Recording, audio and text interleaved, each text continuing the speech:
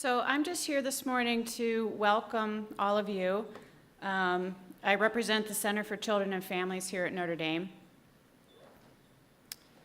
And first of all, I'd like to thank Darsha Narvaez and her co-chair, Augustine Fuentes, who can't be here during this conference. Unfortunately, he's on fellowship. But as you can imagine, there's a tremendous amount of work and coordinating that needs to take place to put something like this together. And then the rest, there's a handful of us that also helped out with the committee. Myself, Jim McKenna, Jessica Payne, Kristin Valentino, and Michelle Worth. Darsha was able to secure some funding to support the conference from the SRCD, and also with some internal funding from the College of Arts and Letters Henkel's Grant, Department of Psychology, and the Center for Children and Families. So I just wanted to spend maybe 4 minutes talking about the center before I introduce Darsha. That's our building. It's not the most attractive building on the outside. It actually used to be a bowling alley. We don't bowl anymore in there, but we do a lot of really interesting and exciting work. And I have our mission statement listed here because really we are dedicated to better understanding children and their families and supporting their development, and what are the best ways that we can enable kids to grow up in the best environment and reach their potential. I am the current director. The founding director, co-directors were John Borkowski and Mark Cummings. And we have active faculty affiliates from a number of different departments that I've listed here. So this is what makes this kind of work exciting, is that we can talk to each other across disciplines and learn a lot about things that we wouldn't know if we stayed in our office and kept reading the journal articles that we always tend to read. We also, are obviously interacting at our center with the community. Our building is in the community itself. It's not on campus. And we have a lot of families kind of coming in and out where they help us get the research done. And a lot of our research is applied, and so we hope that we're also helping them in a lot of ways. So some of the research is basic, but some of it is applied, where we are assessing or evaluating the benefit of certain intervention or prevention programs. And we have really 3 themes in our center of what kinds of research are we doing. One area is in disparities, where we're very interested in children in poverty, racial ethnicity differences.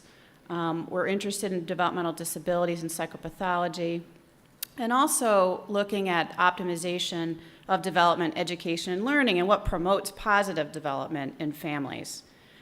And we also try to listen to the community as well, and what are some of the needs that they have. So sometimes we spend time actually helping them evaluate some of their programs. There's a local program right now called Talk With Your Baby that is focusing on educating very low-income mothers in particular about the importance of engaging in conversation and dialogue with infants, even though they can't understand the content, but how much they can benefit socially, emotionally, and cognitively from that. So we've been evaluating that program, and it's actually showing some positive effects. We work with some local agencies very closely, Head Start, DCS, WIC, and a lot of the local schools. And I thought I'd just give you a real quick overview of just a few of the research projects that we have, just to give you a flavor of the kind of themes that we have and topics that we have going on. Mark Cummings is very interested in marital conflict and its potentially negative and actually sometimes positive benefits, depending on how the conflict looks. And but what he's primarily been focusing on with this intervention project is families, teaching them some skills about the negative aspects of engaging in an overly hostile conflict and exposing children to that conflict.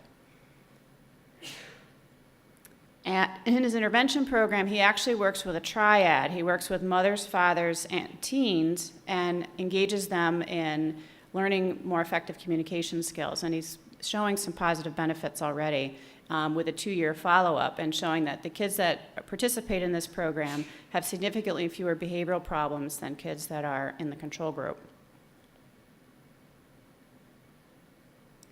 Brad Gibson and Dooley are working on a project that focuses on children with ADHD. And again, this is an intervention program. They're aiming to decrease the ADHD symptoms and enhance family relationships. And actually, the way they're doing this is with a program where children are working very hard on their working memory skills. It's a fun program, but it's very challenging. And every day they go through this intervention, and it's showing that their working memory can increase. And working memory is tied very closely to ADHD symptoms. So they still have a lot more work to do on that project, but it's promising in the sense that through self-report and some cognitive tests, these children have shown improvements. Josh Deal is doing some very interesting and innovative work in looking at robots, actually, and how they can be a very engaging tool for children with autism and teaching them some social skills. Kristin Valentino, who will be talking tomorrow, is looking at a number of different projects, and I won't spend any time talking about this because she's going to tell you more about this tomorrow, but just to give you a little preview, she's been working closely with our DCS here and working with mothers who have been identified as maltreating and teaching them ways to communicate more effectively with their young children. And then I have a project known as the Family Lifestyle Project where we're interested in childhood obesity and the early family correlates of that. As you may know, 1 in 5 preschoolers now is identified as obese. And actually in our sample, which is a high-risk sample, the rate is even higher. It's closer to 1 in 3.